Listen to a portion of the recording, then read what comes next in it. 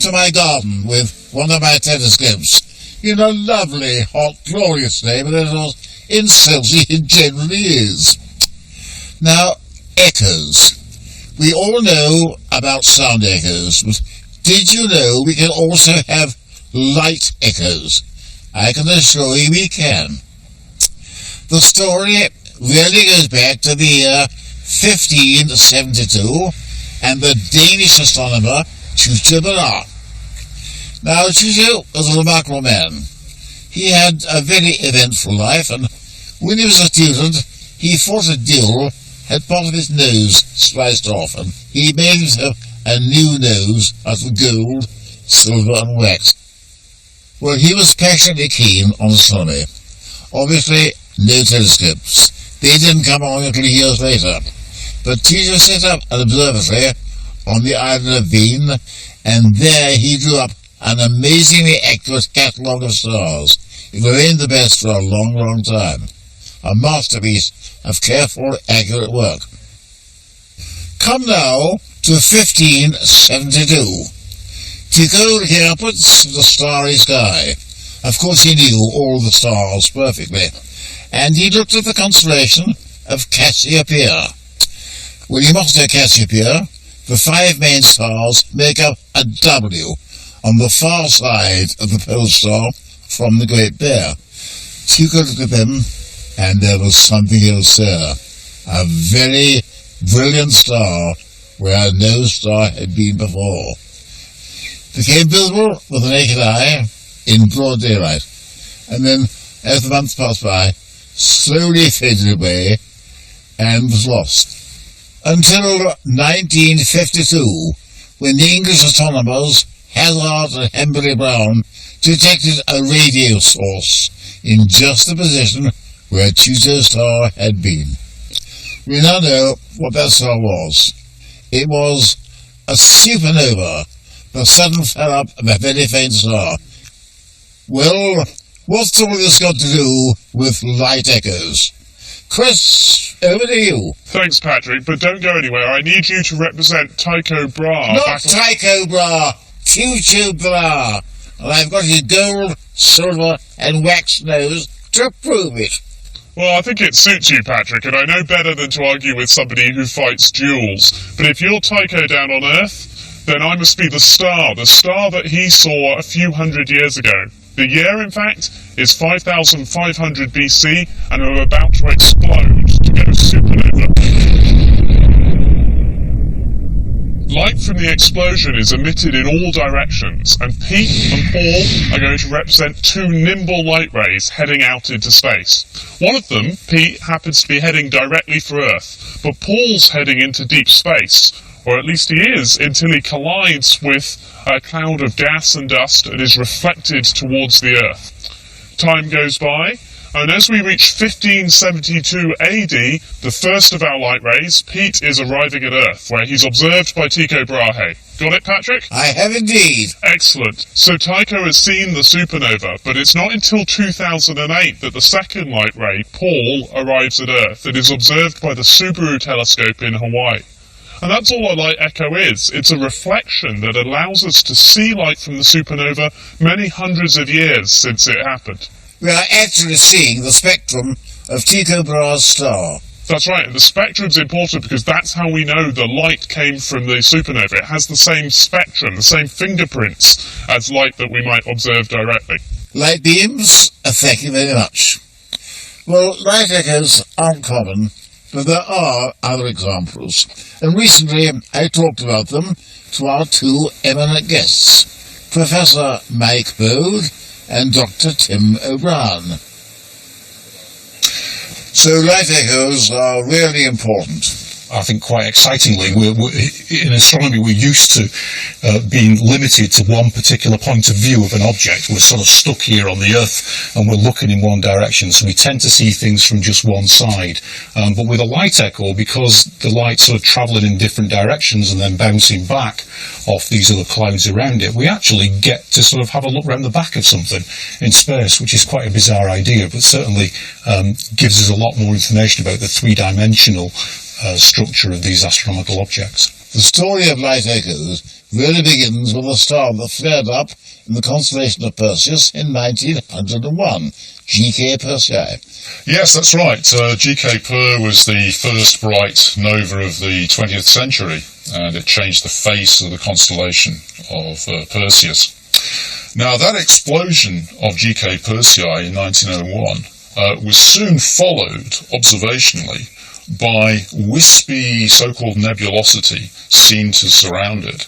It was realised that actually those nebulosities seemed to be spreading out faster than the speed of light. You can't do that. But you can't do that. It was known even then, back in the early 1900s, that nothing could travel faster than the speed of light. And I think the crucial point here is that no thing can travel faster than the speed of light. So what was at first thought to be material perhaps ejected in this nova explosion, moving at these extreme speeds, we weren't actually seeing material moving. What we were seeing were different parts of pre-existing material around the site of the nova that were being illuminated by the flash of the explosion itself. And it's just an optical illusion that it's travelling faster than the speed of light. One picture I particularly like shows the exploding star V838 in the constellation of the Unicorn. Yeah, I mean, there's a lovely sequence of images that were taken by the Hubble Space Telescopes back in 2002 when this star brightened suddenly. But what you see in these images is this gorgeous view of the reflected light scattered back off the material around the star itself. So when you see what looks to be expansion of material thrown out in an explosion, for example, that's not the case. All you're seeing is this sort of repeated scattering of light as it moves through the material around the star. It's really a beautiful sequence. Other fascinating things too. RS Puppis. Yes, RS Puppis is a well-known Cepheid variable. Their luminosity, the amount of energy they give out per second, is related to the pulsation period. And RS Puppis is a Cepheid variable with a period of around 41 days that is surrounded by gas and dust, and that gas and dust is scattering the light from the Cepheid, and you can see it illuminating this pre-existing material and waves of illumination spreading out from the centre. So it looks for all the world like there's these sort of ripples of material expanding out, but in fact they're just ripples of light that come from the pulsing star at the centre. Again, echoing the light variation of the central star. Come back for a moment to supernovae. We haven't had one in our galaxy for a long, long time now, but we did have one in 1987 in the large Cauda Magellan, the satellite galaxy, but 169,000 light years away. Yes, in fact, in the case of 1987A, we observed light echoes in the form of, for example, two rings, and these rings are caused by scattering from dust in planes between us and the supernova. If you imagine the light from the supernova spreading out in a sort of sphere as it spreads out away from the supernova, and then there's these sheets of dust that sit between us and the supernova, where that sphere of light intersects those planes of dust, you see these big circles on the sky. Supernovae are unbelievably powerful. They don't happen often, but there are records of them going back a long way. Yes, in fact, there are historical records going back to several hundred BC. You have extremely detailed records, particularly from the Far East, of supernovae that went off in 1006 AD in the constellation of Lupus. The object is the brightest recorded stellar object ever. It was so bright that it was equivalent to something like the half moon, the first quarter moon, put into a single point. It cast shadows. It was even been said that at midnight you might have been able to read manuscripts by the light of this object. It was seen in daylight for a long time. It was seen at night for a couple of years or so. But no records from Britain? No records from the West, except for one, actually, which was from a monastery in Switzerland. The problem was that the dogma at the time in the West was that nothing above the moon changed. So if you saw something that had changed, that like a new star appearing, if you then noted that down, you might have been burnt at the stake. The same thing happened in 1054 when another supernova was observed, this time in the constellation of Taurus. It was visible in daylight for 23 days, visible at night for many, many months, and nobody in the West, as far as we're aware, noted it down. The remnants are now detectable, both by visual and by radio. The remnant of the supernova that we discussed in 1054 is the Crab Nebula. That's one of the most beautiful objects in the night sky. You know, it's 11 light years across now, 10,000 times the size of the sort of planetary solar system, and material expanding at 1,500 kilometers per second. And very easy to find. Indeed, I'm very proud of the fact that I found it myself with a small telescope from my back garden, actually. One of my major achievements as an astronomer. I've seen it with binoculars in the same field with the star Zeta Tauri. Oh. Then comes to 1572, no doubt about that, the Danish astronomer Tycho Brahe. One evening, he looked up in the constellation of Cassiopeia, a star that hadn't been there before. That he regarded as miraculous. And that was a supernova. Yes, and that supernova, again, was extremely bright as a visible object. It was about as bright as Venus gets in the sky. And it was seen continuously and noted down in the West this time, particularly by Brahe, over a period of 18 months or so, until it faded from view. Just very recently, a group of astronomers working at the Calar Alto Observatory in Spain imaged regions of the sky close to the site of Tycho's supernova, and they actually spotted these very sort of faint wisps of nebulosity. And in a series of images, they saw this nebulosity moving across the sky, much like the light echoes we saw earlier. And when you sort of point back to where they appeared to be moving from, it pointed directly towards the site of the explosion. So this animation shows a God's eye view, if you like, illustrating what the light echo of 1572, what the cause was. So here the supernova is just about to explode. It brightens and you'll see the sphere of light travelling out from the supernova. Some of it obviously goes backwards away from the Earth, but then reflects back off that cloud of gas in interstellar space. And so you've now got the first light that arrives directly from the supernova arrives in 1572 when Tycho saw it, and then the light that's travelled farther and therefore arrives later is just arriving now from the sites of these light echoes. You might think that we'd missed our chance to observe what was one of the closest Type 1a supernova there's been in our galaxy, and we know these things are fundamental to our understanding of cosmology now. But amazingly, this light echo phenomena gives us this chance to see effectively the same light that Tycho would have seen, but it's been on a longer journey. It travelled away from us, from the supernova, bounced back off a cloud that's farther away, and is only now arriving. Well, very informative indeed. Mike, Tim, thank you very much. Thank you. Well, I'm back in the garden. It's getting dark now, but very interesting. You know, these light echoes can turn up in all kinds of places, have all kinds of forms. And there's one very odd case in that organisation you began yourself, Galaxy Zoo. Yes, this is my project galaxyzoo.org on the web, which invites people to sort through images of galaxies. And mostly we're interested in the galaxies themselves, but in this one particular image, a Dutch schoolteacher, Hanny van Arkel, found this green blob. Looks a little bit like Kermit the Frog, yes. Or some people think it looks like a runner. It's called Hanny's Volverp. Volverp was her name for it, and we thought it was a technical term like quasar or pulsar. Turns out to mean thingy. Or object. So I'm very proud that Hanny's Volverp, Hanny's thingy, is now in the literature. This is actually a light echo, but it's a light echo on an unimaginable scale. Remember, that's a whole spiral galaxy there, so the blob is tens of thousands of light years across.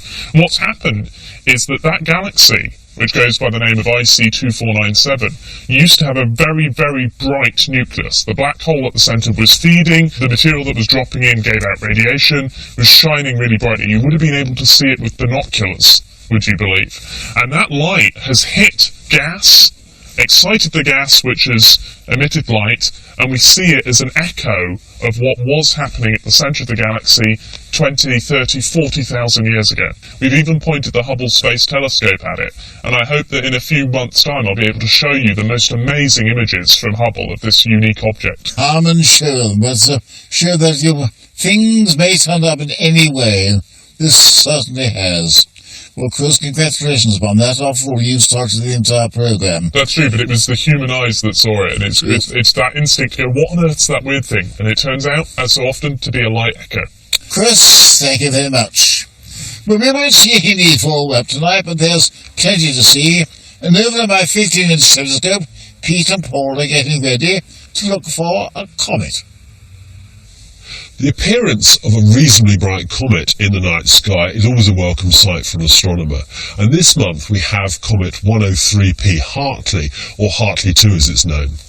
Now, Hartley 2 should get to naked eye brightness about the middle of the month, but to be honest, this could be quite a tricky comet to see with just your eyes because it is quite spread out and diffuse, and I would recommend going out with a pair of binoculars to hopefully guarantee you a view. Now, locating comets can be quite tricky in the night sky if you don't know where to look, but there are a couple of pointers this month to help you find it. And on the night of the 7th and on the night of the 8th of October, Comet Hartley 2 passes very close to the famous double cluster in Perseus, the Greek hero. You can use the constellation of Cassiopeia to locate the double cluster quite easily using our chart, and this hopefully should help you find it. Point a pair of binoculars at the double cluster, and there you should be able to see quite close by this faint fuzzy patch, and that will be Hartley 2.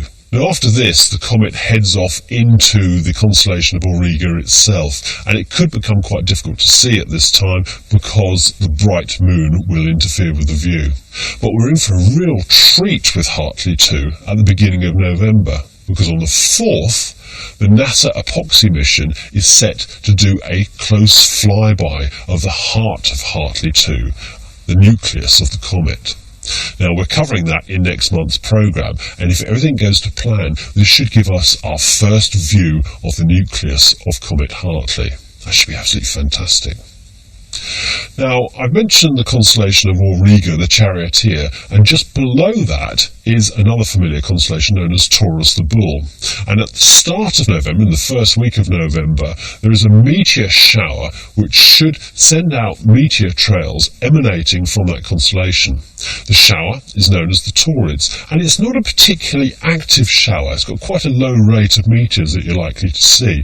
But what makes it really interesting is the fact that you often get mixed in with the normal meteors some bright fireball events. So it's well worth keeping an eye out in the sky, if it's clear, throughout the first week of November. The moon is new at this time, so it should be right out of the sky, and the sky should be really dark. It should be a fantastic sight. So, Paul, what will you be looking at throughout October? Well, do you know, I'm actually going to be making Oxford observations of the planet Uranus. All right, okay.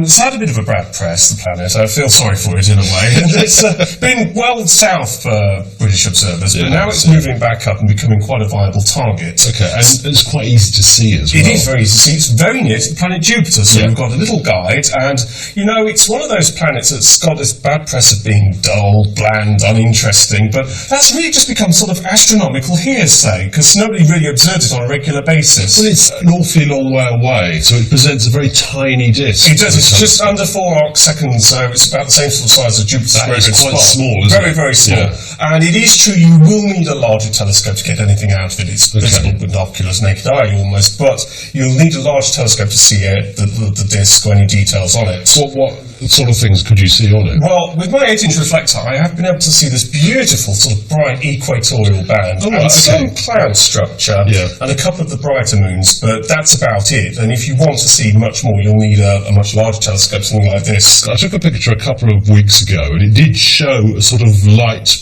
band through the middle. But I took a picture last night as well, and it doesn't show that anymore. It's very interesting, actually. The planet has shown complete changes in magnitude over the course of a period of observation. So we don't really know much about it. And as it's being sort of neglected, if you like, a little bit by professional astronomers, if we get amateurs to get out and look at it, then, it might be amateurs that discover that it's actually quite a dynamic world, but go through these periods where it's very quiet. But of course, one of the problems that I have when I'm looking at Uranus is that there is something much more tempting very close by. Jupiter right near to it, yes. What a wonderful world that is. One of the things I like doing, and it's of no scientific use at all, Pete, but I do love watching the satellites transgress, look at the shadows, it's beautiful. And in particular, there's a nice one on October 31st, if you're up at sort of 3:15 in the morning, where you'll see Ganymede and Europa transiting the disk. Ganymede will be almost finished, Europa will be just starting, but I think that'll be quite a beautiful thing. That's a fantastic thing to watch. I mean, that gives the whole system a three-dimensional feel. It does. You really do feel like you're looking at a planet and its moons. Yeah. It's great stuff. But Jupiter's not the only interesting thing in the sky, is it? It isn't. There's a variable star called Mira, a name which means wonderful, which is actually coming to maximum right in the middle of this month. It's a beautiful star. It's a beautiful red colour. It is, and the variable period is 332 days, which is almost a year. At its dimmest, you need a pair of binoculars to see Mira, but at its brightest, you can see it with just the naked eye. So it adds an extra star into the constellation. Because it's a very, very barren constellation. It is, yeah. Hardly anything.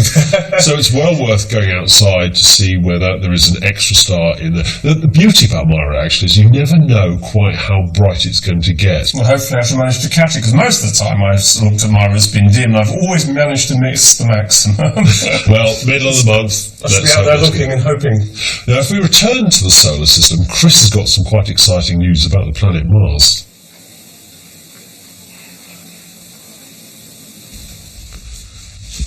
We can't see Mars this month, it's lost in the evening twilight, but spacecraft still have a good view, and the European Space Agency's Mars Express spacecraft has been taking a look at Phobos, one of Mars's 2 moons.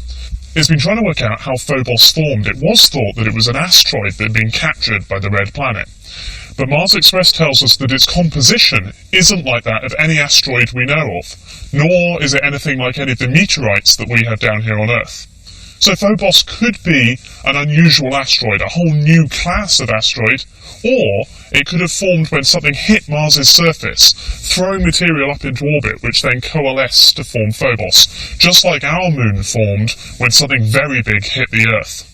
Talking of Mars, I think we have a solution to a 30-year-old mystery. When the Viking landers touched down on the surface of the red planet in the 70s, they carried experiments that were explicitly designed to look for the signs of life. And one of them involved digging up the soil and then heating it. And the idea was that complicated molecules, the organic compounds that we think are the necessary building blocks to life, if you heat the soil containing them, they will be given off, and then you could detect them. And Viking found absolutely no trace of these organic chemicals. It's not that surprising, but it contradicted some of the other results from the other tests that Viking did. Fast forward to a few years ago when the Phoenix probe touched down on the Martian Arctic surface. It dug down into the soil as well, but it had more sophisticated instruments to look at the chemistry of the soil, and it found some strange compounds called perchlorates. Doesn't matter what they are, but the key thing is they're highly reactive. Now, tests in the laboratory here on Earth have shown that the perchlorates can explain the confusing Viking results. If you take Martian soil, even if you put in a lot of organic compounds, if you add perchlorates and then heat it, rather than the compounds being released, the perchlorates go to work and they attack the organic compounds and destroy them. So no matter what else was in the soil, if you add perchlorate down at the Viking lander site, then you would never have found any organic compounds. Now, this doesn't mean that there is life on Mars. All it means is this one test that the Vikings did can't possibly tell us anything about what was in the soil. We're going to need to go back with more sophisticated instruments, rather like the ones that were on Phoenix. Well, this telescope of Patrick's is well loved and well used, but sometimes you need something a little newer. And just up the road in Hampshire, they're building a very unusual radio telescope. So I went up to give a hand and take a look. LOFAR is looking at the sky, not at any one particular part of it, but the whole sky.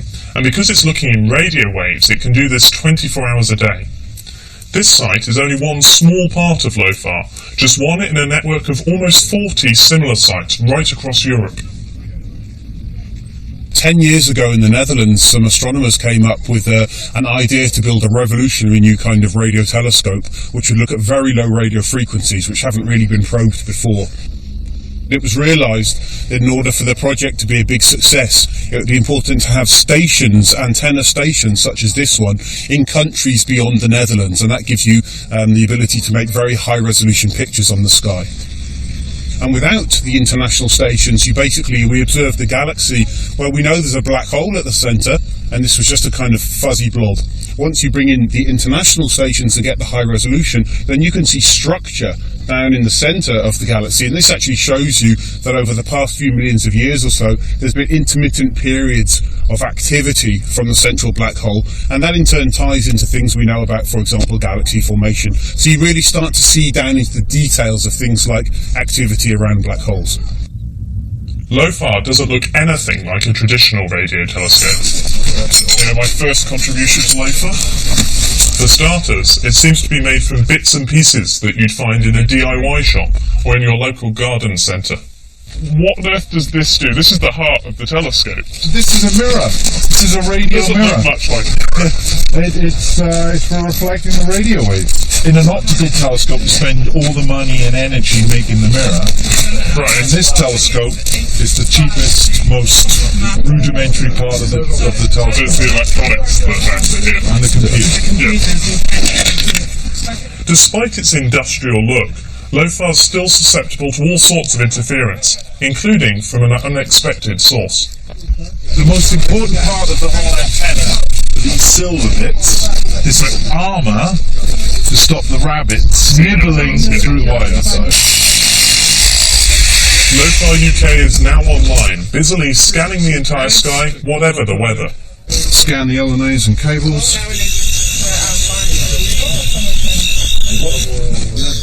In conjunction with the other European sites, it will generate an enormous amount of data about a range of astronomical objects, from the Sun to black holes, and right back to the early universe. When we look at the history of the universe, we don't really know the sort of teenage years of the universe. We sort of know roughly the beginning and we know the end, but there's the sort of missing photo album in the collection of the life of the universe. And that's what we call the Dark Ages, or the epoch of reionization. So we think at that time was just gas, just neutral hydrogen gas. Before stars, and so it's just sitting around there, and it emits radio waves. Well, it actually emits 21 centimeter That's the radiation. wavelength. That's the wavelength. But then that gets heavily stretched because of the redshift factor. The expansion of the universe. Because of the expansion of the universe. And that's why it puts that radiation close to the FM band. So that's why LOFAR is actually really looking around this region of the radio spectrum, because we want to try and look at the universe about 1 billion years after it was formed.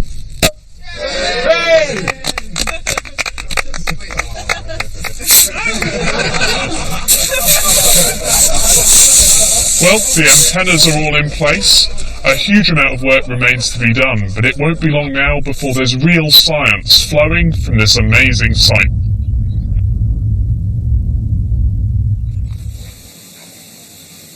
I wonder what that's going to tell us, Chris. Coming back now to the picture competition, we all have our own favourite choice. Mine is that lovely green aurora, but I think you don't agree. Well, I'd like all of them. These are from the Astrophotographer of the Year competition, which both of us were judges, and the aurora was good. I like the winner of the Young Astronomer competition, which is this beautiful image of an annular eclipse captured from India. I love the way that the eclipse is tiny in the centre, and then the dramatic clouds around it. Looks like they were lucky to see anything at all. Taken by a 14-year-old, I believe. Exactly, a stunning image. Well, Chris, we are coming up to a landmark. Not quite yet, but very soon. It'll be our 700th Sky at Night programme. Well, Patrick, we wanted to make the 700th programme special, so what we're planning to do is put you, the viewers, in charge. We're going to do a question and answer show and have a whole set of eminent astronomers there to answer your questions about the universe. So if you'd like to submit a question, go to our website, www.bbc.co.uk/skyatnight. If you don't have access to the web, you can send in your question by post, and while you're at it, get your Sky at Night newsletter.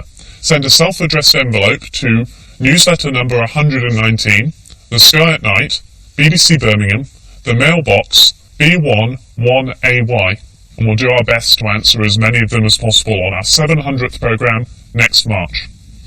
Well, next month when we're back, we're going to talk about comets. And so, from my darkened garden, good night.